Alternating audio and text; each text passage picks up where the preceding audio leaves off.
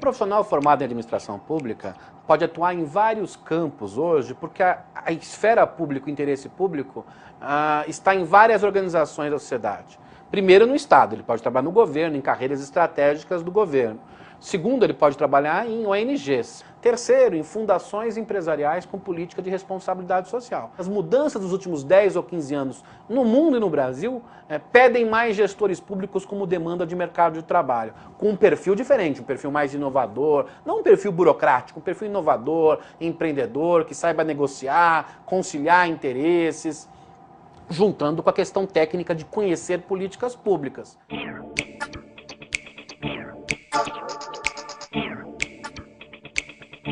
O perfil do aluno que nos procura é aquele que gosta de humanas, que gosta muito de lidar com comunidade, com pessoas, que gosta de, digamos, resolver problemas. E cada vez mais os que nos procuram gostam muito de relações internacionais e gostam muito de fazer essa ponte entre a sociedade e o Estado. Tem crescido muito o número de estudantes que têm ido para fundações empresariais e organismos internacionais.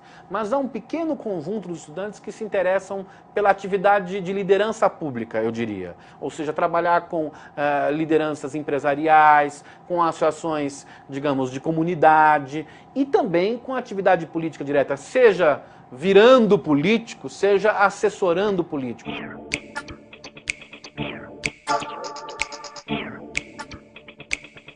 Nós temos três grandes diferenças entre o administrador de empresa e o administrador público.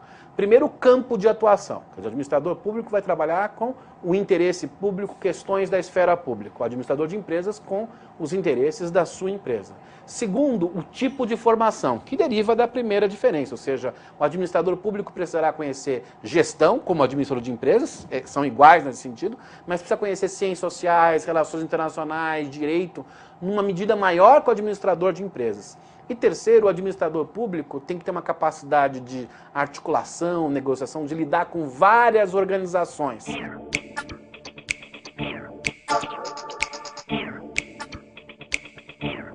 A média de salário é muito variada porque o número de organizações que administradores públicos podem trabalhar é muito grande. Eu vou dar 3 exemplos que eu acho que são interessantes.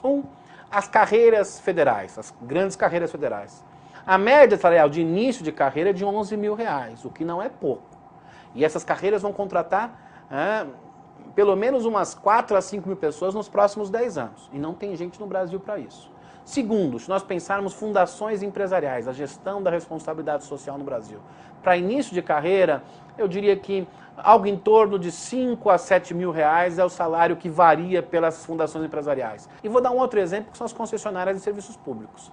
Neste caso, são gestores, digamos, muito importantes para fazer rodovias, ferrovias, aeroportos funcionarem.